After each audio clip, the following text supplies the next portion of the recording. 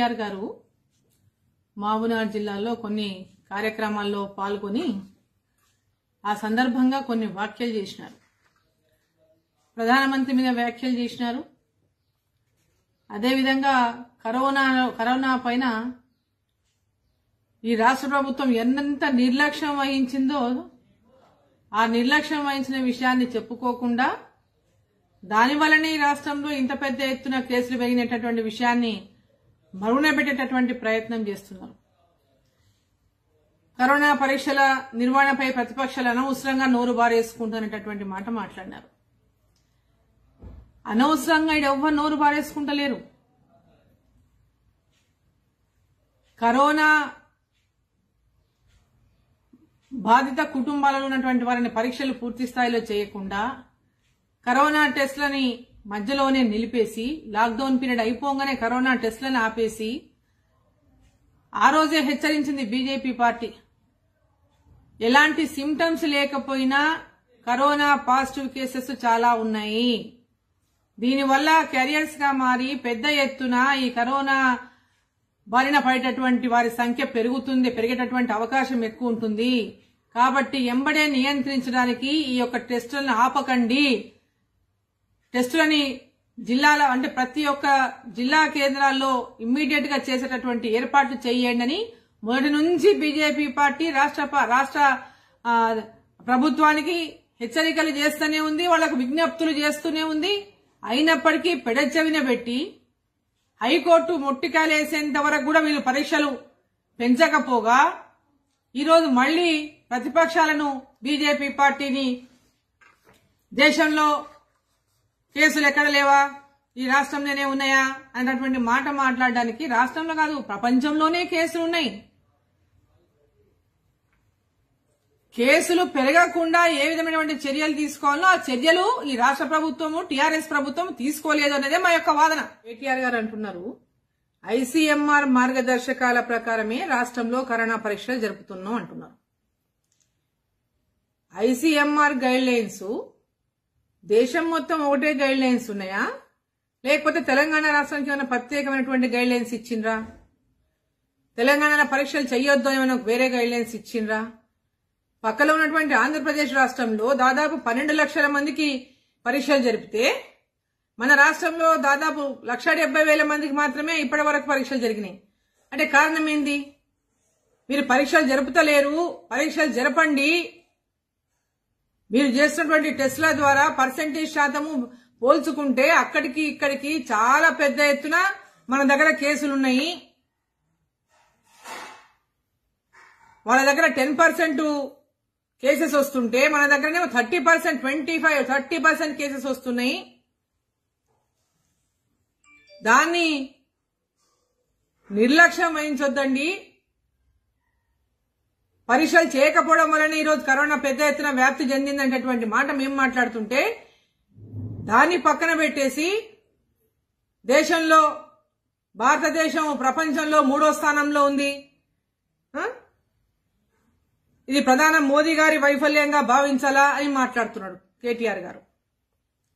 మీ certificate అక్కర్లేదు నరేంద్ర మోడీ గారికి. కేటీఆర్ గారి సర్టిఫికెట్ గాని, కేసీఆర్ గారి సర్టిఫికెట్ గాని, టీఆర్ఎస్ పార్టీ సర్టిఫికెట్ గాని అవసరం లేదు. 130 కోట్ల జనాభా ఉన్నటువంటి భారతదేశం జనాభా లెవెల్ తీసుకుంటే 15వ 17వ స్థానంలో ఉంది. ఈ రోజు మీరు పరీక్ష నిర్వహించదాంటేనే చిట్ట చివరి స్థానంలో ఉన్నారు. ఇప్పుడు నిన్న హైకోర్టు మొట్టికాయలు వేసిన తర్వాత 15వ స్థానం తర్వాత వచ్చినారు. ఈరోజు మీరు ప్రతిపక్షాలు ఏదైనా విమర్శిస్తే దాన్ని సద్విమర్శగా తీసుకొని దాన్ని సరి చేసుకోవాల్సింది పోయి వీళ్ళకన్నీ ప్రెస్టేజ్ ఇష్యూలే. వీళ్ళకన్నీ కూడా ఎవరు ఏమి విమర్శించరాదు. వీళ్ళు ఏం చేస్తే మొత్తం అన్నిటి తలకాయలు ఊపుకుంటూ ఉండాలా, మీ మంత్రులు మీ ఎమ్మెల్యేలు ఊపినట్టు.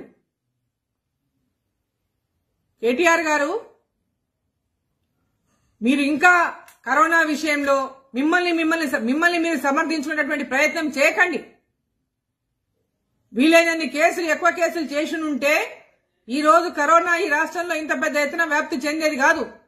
గ్రామీణ ప్రాంతాల్లో కరోనా అంటే లేనటువంటి గ్రామాల్లో ఈరోజు కరోనా వచ్చింది. దీనికంటే కారణం ఎవరు? ఎప్పుడైతే లాక్డౌన్ ని ఫేజ్ వైజ్ గా లిఫ్ట్ చేస్తూ వచ్చిండ్రో ఆ సందర్భంగా జాగ్రత్తగా ఉండి ఇంకా పెద్ద ఎత్తున పరీక్షలు నిర్వహించాల్సింది పోయి పరీక్షలు టెస్టులన్నీ బంద్ చేసి ఈరోజు కరోనా కట్టడి చేసినటువంటి మాట మాట్లాడుతున్నారు. మీరు ఎక్కడ చెప్పండి? మీరు గాంధీ హాస్పిటల్లో గానీ, చెస్ట్ హాస్పిటల్లో గానీ అక్కడ ఎవరైనా ప్రాణాలు మీరు కాపాడిందా? కేవలం 2% అనేటటువంటి మాట మాట్లాడుతున్నారు. అంటే 2% వాళ్ళ ప్రాణాలు కావా? మీరేమైనా కాపాడిందా వాళ్ళ ప్రాణాలని? వాళ్ళ ప్రాణాలు కాపాడింది మీరు కాదు, వాళ్ళ ఇమ్యూనిటీ సిస్టమ్ వాళ్ళ ప్రాణాలు కాపాడింది.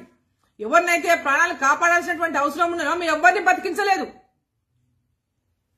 ఎంతమందో గాంధీలా ప్రాణాలు వదులుకున్నారు మనోజ్ లాంటి వాళ్ళు, చెస్ట్ హాస్పిటల్లో సయ్యద్ లాంటి వాళ్ళు, రవికుమార్ లాంటి వాళ్ళు వాళ్ళ బాధ వీడియోలో రికార్డు చేసి చనిపోయినటువంటి విషయం ఇంకా మీకు మనసు కరుగుతలేదా? ఇంకా సమర్థించుకునేటువంటి ప్రయత్నం చేస్తున్నారు మిమ్మల్ని మీరు. కరోనా విషయంలో పూర్తిగా మీరు విఫలమైనారు. మీరు మీ అయ్యా ఇద్దరు ఆయననేమో ఫామ్ హౌస్ కి అంకితం అయిపోయిండు. ఎప్పుడో 10 రోజులకు ఒకసారి నిద్ర లేచేవాడు మాట్లాడతాడు, వెళ్ళిపోతాడు. మీరేమో ఎక్కడ పడితే అక్కడ ఏది నోటికి వస్తే అది మాట్లాడతారు. జర బాధ్యతతోన వ్యవహారం చేయండి. కరోనా కట్టడి విషయంలో గానీ, కరోనా అరికట్టే విషయంలో గానీ చర్యలు తీసుకోవాల్సిన బాధ్యత ప్రభుత్వం పైన ఉంది. కరోనా కట్టడి చేసినటువంటి అంశంలో ఈ ప్రపంచమంతా ఉంది, ఈ జగమెగిన సత్యం. కానీ ఈ కరోనాని ప్రధానమంత్రి కనుక కరోనా ప్రపంచమంతా ఉంది లేని గాలి కొదిలేస్తుంటే ఈరోజు ఈ దేశం పరిస్థితి ఏమై ఉండదో ఒక్కసారి ఆలోచన చేయండి.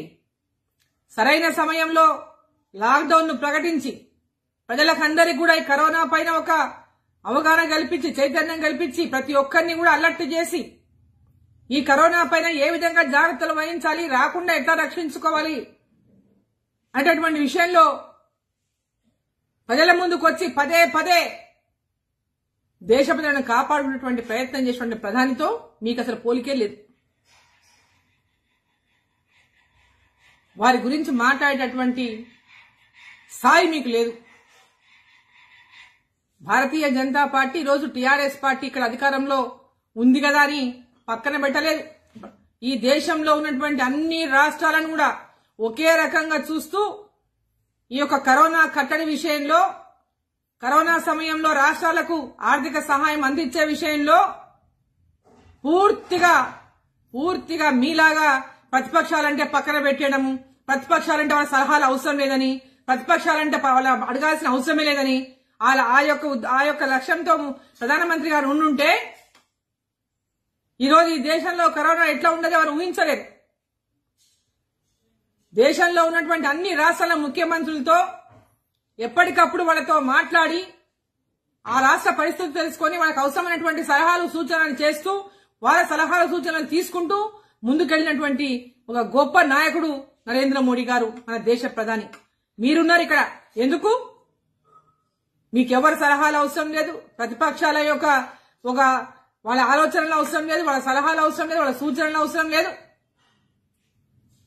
జగమెరిన జంగమయ్య నేనే అని చెప్పి మొత్తం మీరే పాపం మొత్తం చేస్తున్నట్టు ఏషాలు వేసుకుంటూ పోతే ఈరోజు కరోనా ఈరోజు ఎంత పెద్ద ఎత్తున ఈరోజు గ్రామానికి వ్యాప్తి చెందుతా ఉందో ఒకసారి గుర్తు తెచ్చుకోండి. ఇప్పటికైనా మీ బుద్ధి మారండి, బుద్ధి మార్చుకొని వ్యవహారం చేయండి. ఇక్కడ రాజకీయాలు అవసరం లేదు. కరోనా విషయంలో రాజకీయాలు చేసే అవసరం లేదు.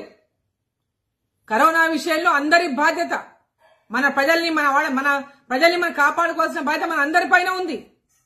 ఆ దిశగా మాట్లాడండి తప్ప రాజకీయాలను చేసినామనో ఇంకోటనో మీ చేతగానితనాన్ని బీజేపీ పార్టీ పైన రుద్దే ప్రయత్నం చేయొద్దు. మా టుడే టుమారో యూట్యూబ్ ఛానల్ చూస్తున్నందుకు చాలా థ్యాంక్స్.